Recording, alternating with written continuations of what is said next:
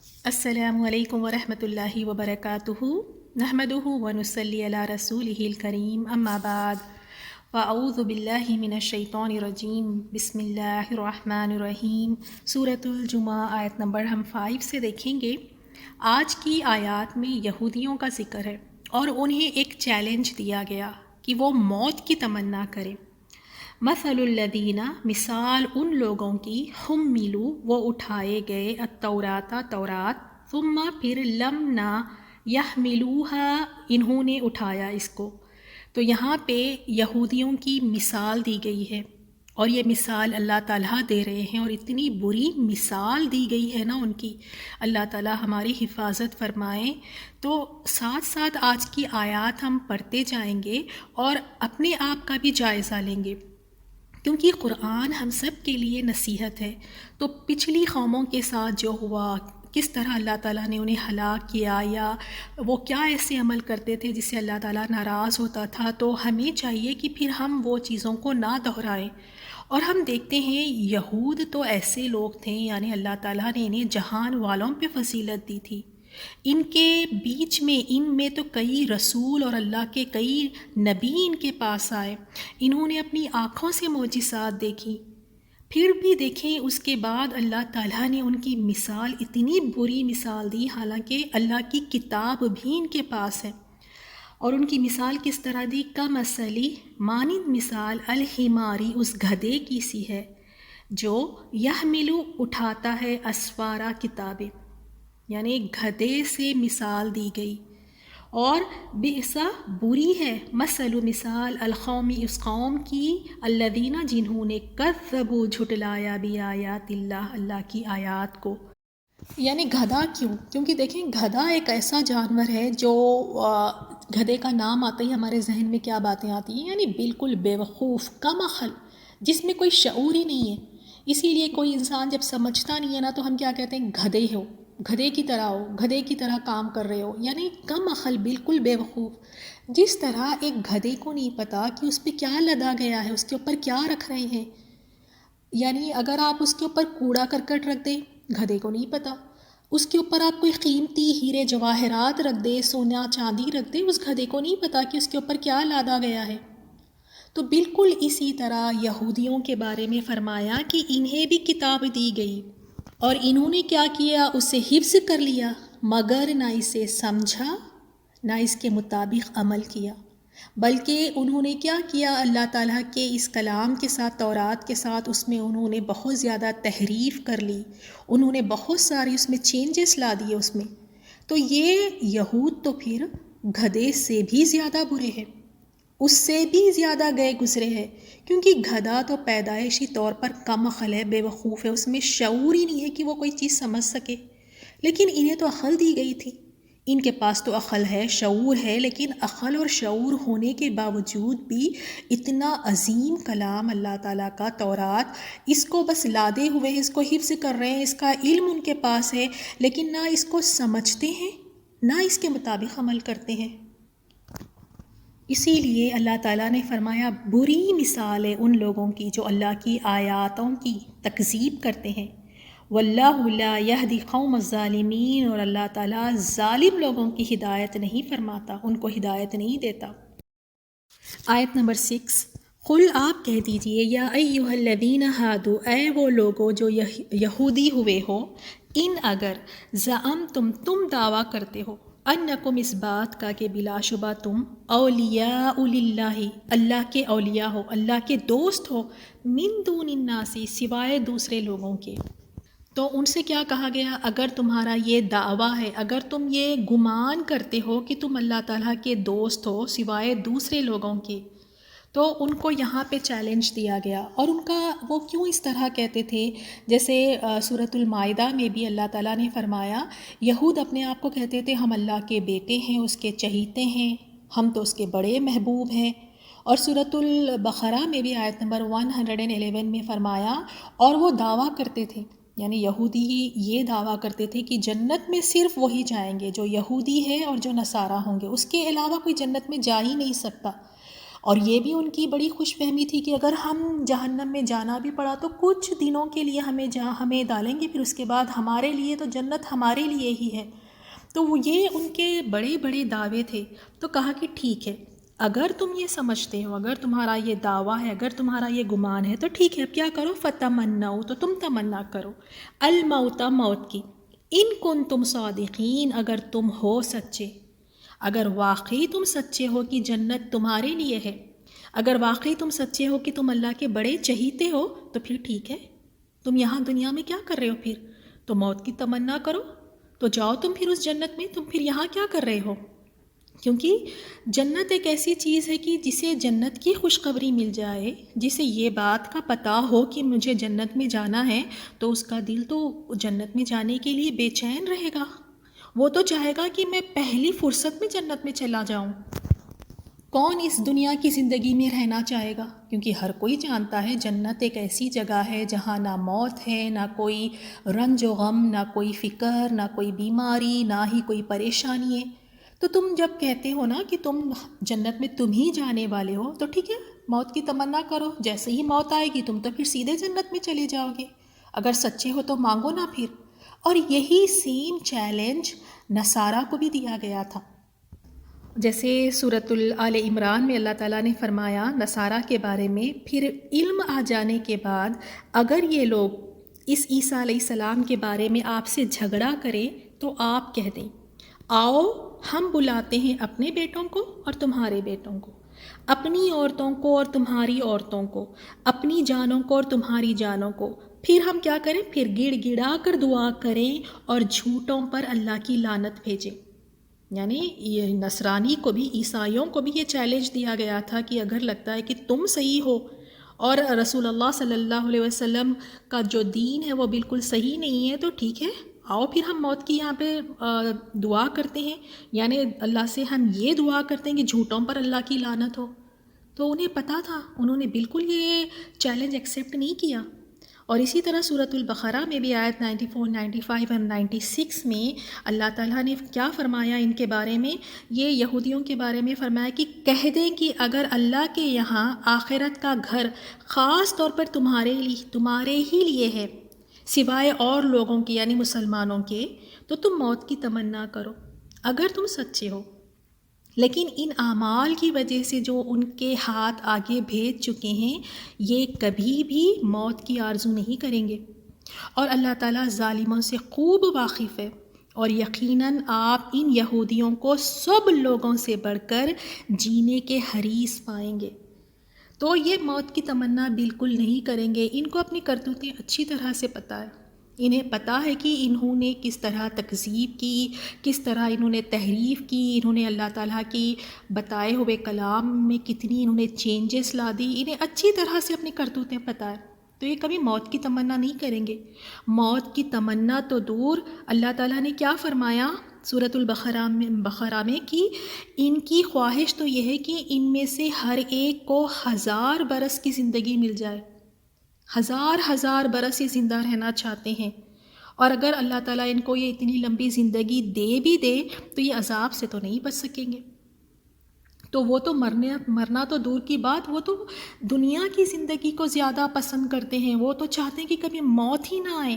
تو اب اللہ تعالیٰ نے ان کے بارے میں کیا فرمایا نیکسٹ آیت میں، وَلَا يَتَمَنَّعُونَهُ، اور نہیں وہ تمنا کریں گے اس کی، ابداً، کبھی بھی نہیں کریں گے موت کی تمنا۔ اور اس کی وجہ کیا بتائی، بما، باوجہ اس کے جو قدمت آگے بھیجے ہیں، ایدیہم، ان کے ہاتھ، یعنی انہوں نے جو اعمال آگے بھیجے ہیں انہیں اچھے طریقے سے پتہ ہے کہ کس طرح ان کی ہلاکت ہو سکتی ہے، کس طرح انہوں نے نافرمانیاں کی، کیا کیا انہوں نے کیا، آگے کیا کیا بھیجا، انہیں اچھی طرح سے پتہ ہے، اس وجہ سے وہ کبھی موت کی تمنا نہیں کریں گے۔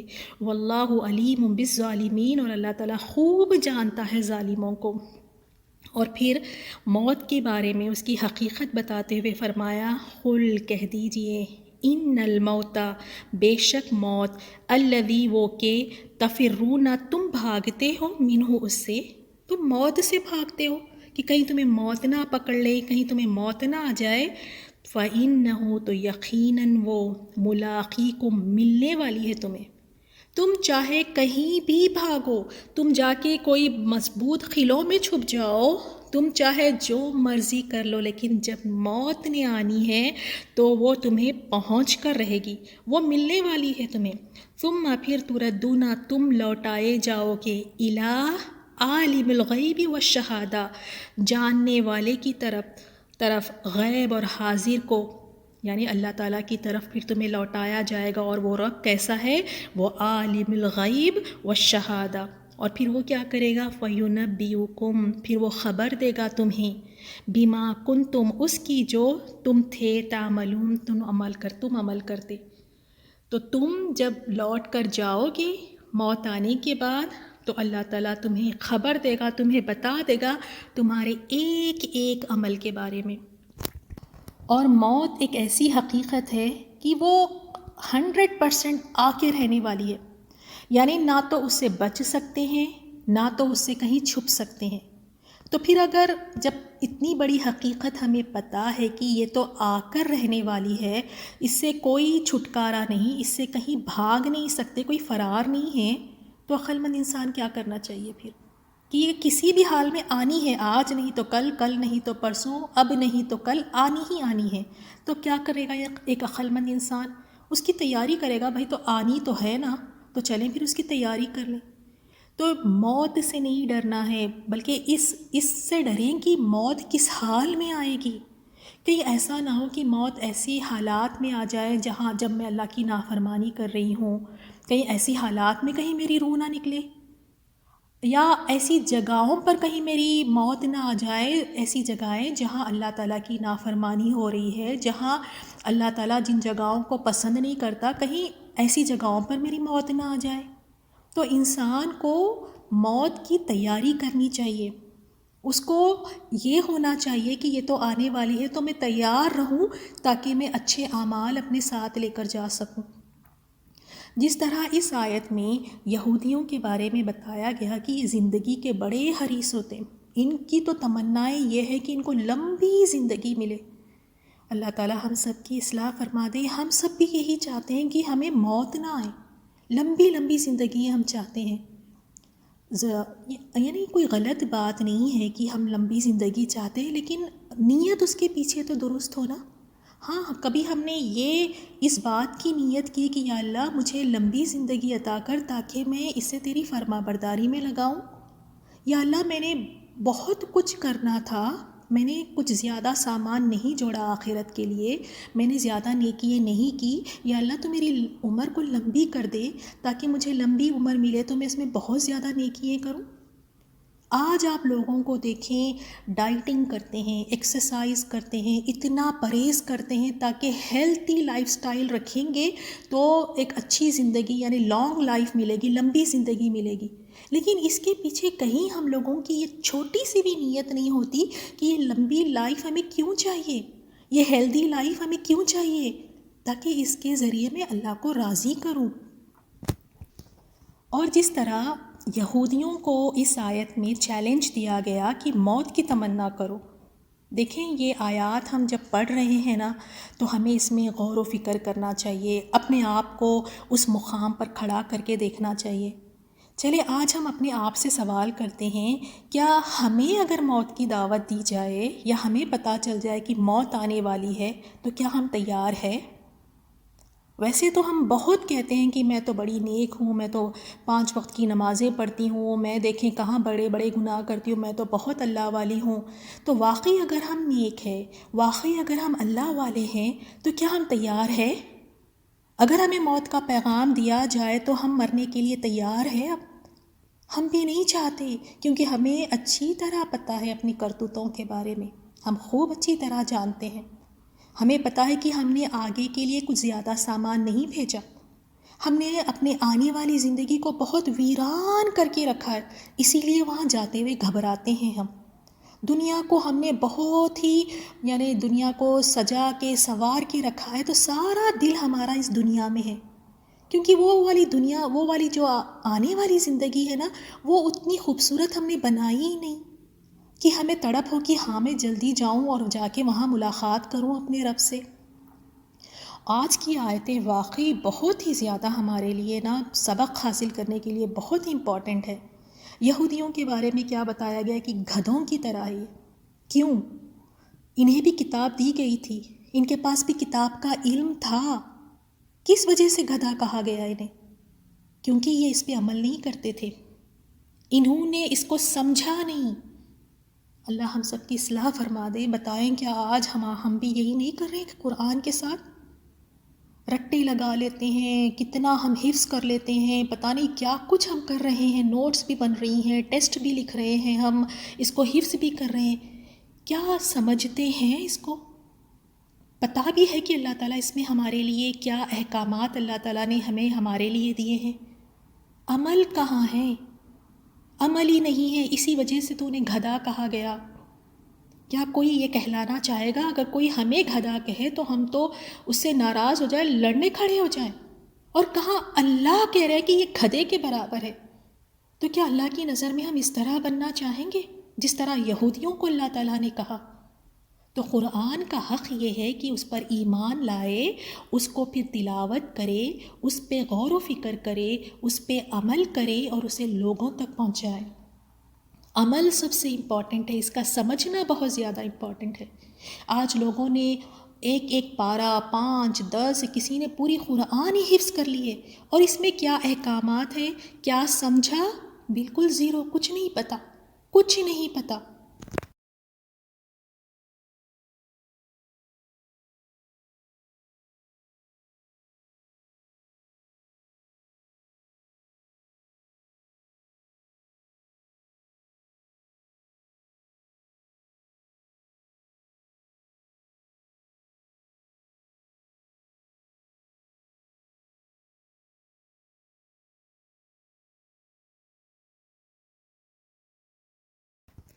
چلیں ہم خود اپنا جائزہ لیتے ہیں، آپ نے اور میں بھی اپنے آپ کو اس میں شامل کرتی ہوں۔ ہم نے آج تک کتنی مرتبہ قرآن کو ہم نے شروع سے لے کے آخر تک ہم نے اس کی تلاوت نہیں فرمائی ہوگی؟ کئی مرتبہ۔ تو ہم دیکھتے ہیں اتنا ہم قرآن کی تلاوت کرنے کے بعد، پڑھنے کے بعد عمل میں کتنا آیا ہے۔ کچھ چند باتیں میں آپ کے سامنے رکھوں گی اور یہ میرے لیے بھی ہے۔ اللہ تعالیٰ نے قرآن میں فرمایا یتیم کے مال کے قریب نہیں جانا، یتیموں کے ساتھ حسن سلوک کرنا۔ آج خاندان میں یتیم بچے ہوتے ہیں، ان کی طرف کوئی توجہ ہی نہیں دیتے۔ اللہ تعالیٰ نے سود سے منع فرمایا ہے، سود سے۔ ہمارے آج گھر دیکھ لیں آپ، ہمارے بچوں کی تعلیمات دیکھ لیں آپ، ہمارے جو بھی گاڑی ہے، کار ہے، جو بھی خرید رہے ہیں، جو کچھ بھی ہے سود کے پیسوں پر ہے۔ اور اللہ نے کیا حکم دیا ہے قرآن میں؟ سمجھ ہی نہیں ہے، سمجھ ہی نہیں ہے۔ اللہ نے منع کیا ہے، بھاگ بھاگ کے جا کے لے کر سودوں سے ہر چیز، شادیاں تک سودوں پر ہو رہی ہیں۔ اللہ تعالیٰ نے کیا فرمایا قرآن میں کہ مہر، جب شادی ہو، نکاح ہو تو لڑکی کو اس کا مہر دے دو۔ کوئی مہر دیتا ہی نہیں۔ جب قرض کسی کو دینا ہو تو قرض کو لکھ لیا کرے، لکھتے نہیں ہیں، اور آگے جا کے دیکھیں کتنے لڑائی جھگڑے فساد، یہاں تک کہ رشتے ٹوٹ جاتے ہیں، رشتہ داریاں ختم ہو جاتی ہیں، کیونکہ یہ قرضہ دیا تھا، لکھا نہیں تھا، اب یاد نہیں کب دیا تھا، کب دینا تھا، کوئی گواہ نہیں، کچھ نہیں۔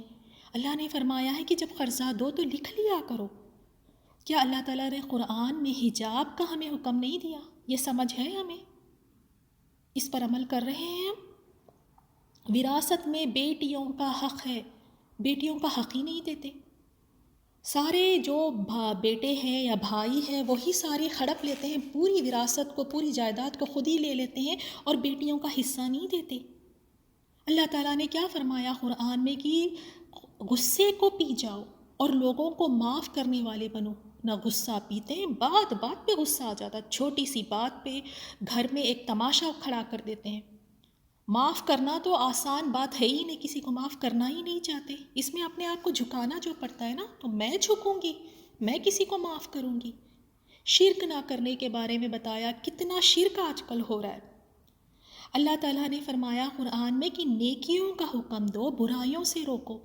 برائیاں ہماری آنکھوں کے سامنے ہو رہی ہے اور ہمیں ذری نہیں فکر۔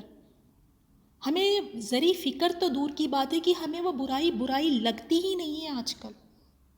نیکیوں کا حکم ہم کہاں دے رہے ہیں؟ خود نیکی نہیں کرتے اور نہ ہی دوسروں کو نیکیوں کا حکم دے رہے ہیں۔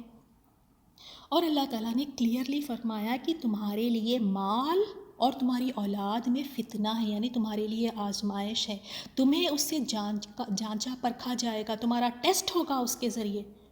اتنا واضح طور پر اللہ تعالیٰ نے بتا دیا کہ مال اور اولاد تمہاری آزمائش ہے۔ اور ہم دیکھ لیں ہماری بھاگ دوڑ کس کے لیے؟ کہیں اولاد نہ ناراض ہو جائے، میری اولاد کو ہر طرح کی خوشی ملے، چاہے وہ جائز طریقے سے ہو، ناجائز طریقے سے ہو، حرام کمائی سے، حلال سے، کوئی پرواہ نہیں، بس میرے بچے خوش رہے، انہیں اچھی زندگی مل جائے۔ اگر آدمی ہے تو بس کسی بھی حال مال کما لو۔ اللہ نے فرمایا کہ یہ تو آزمائشیں ہیں، ان کے پیچھے بھاگ کر اپنے آپ کو ہلاک نہیں کرنا ہے۔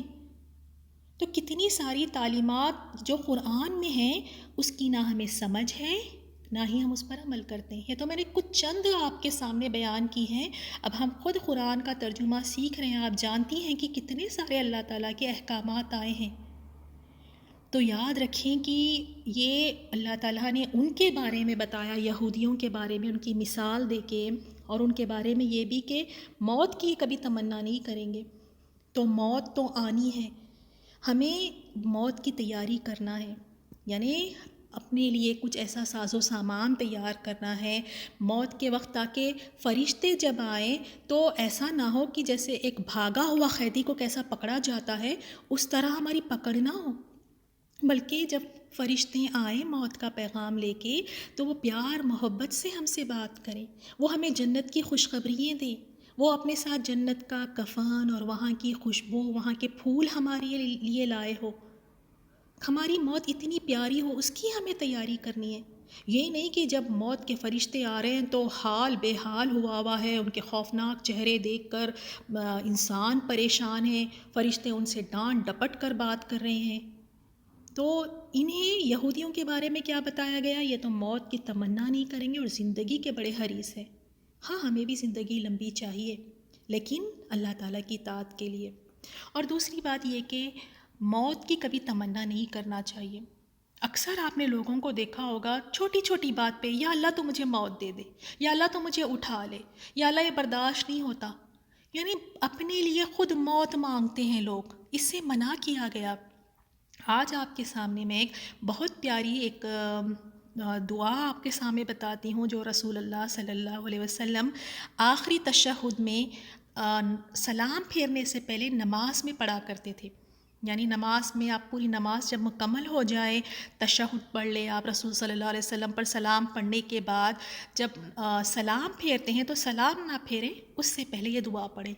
اتنی پیاری دعا ہے، ہاں تھوڑی لمبی ضرور ہے، لیکن اگر آپ اس کو دیکھ کر مہینہ 2 مہینہ پڑھیں گے تو پھر زبانی یاد ہو جائے گی۔ اس میں اللہ تعالیٰ کے دیدار کے لیے دعا ہے، اس میں موت اور یعنی زندگی کے لیے دعا ہے، یعنی بہت ہی پیاری دعا ہے جس کا ٹرانسلیشن میں آپ کے سامنے پڑھ دیتی ہوں۔ اے اللہ، میں تیرے غیب جاننے اور خلق پر قدرت رکھنے کے ساتھ سوال کرتا ہوں کہ مجھے اس وقت تک زندہ رکھ جب تک تو زندگی میرے لیے بہتر جانے، اور مجھے اس وقت فوت کر جب وفات میرے لیے بہتر جانے۔ اے اللہ، میں غیب اور حاضر ہونے کی حالت میں تجھ سے تیری خشیت کا سوال کرتا ہوں، اور راضی اور غصے ہونے کی حالت میں تجھ سے حق بات کہنے کی توفیق کا سوال کرتا ہوں، اور تجھ سے غنا اور فخر میں میانہ روی کا سوال کرتا ہوں، اور تجھ سے ایسی نعمت کا سوال کرتا ہوں جو ختم نہ ہو، اور آنکھوں کی ایسی ٹھنڈک کا سوال کرتا ہوں جو ختم نہ ہو، اور تجھ سے تیرے فیصلے پر راضی رہنے کا سوال کرتا ہوں، اور تجھ سے موت کے بعد زندگی کی ٹھنڈک کا سوال کرتا ہوں، اور تجھ سے تیرے چہرے کی طرف دیکھنے کی لذت اور تیری ملاقات کے شوق کا سوال کرتا ہوں، بغیر کسی تکلیف اور مصیبت اور گمراہ کن فتنے کے۔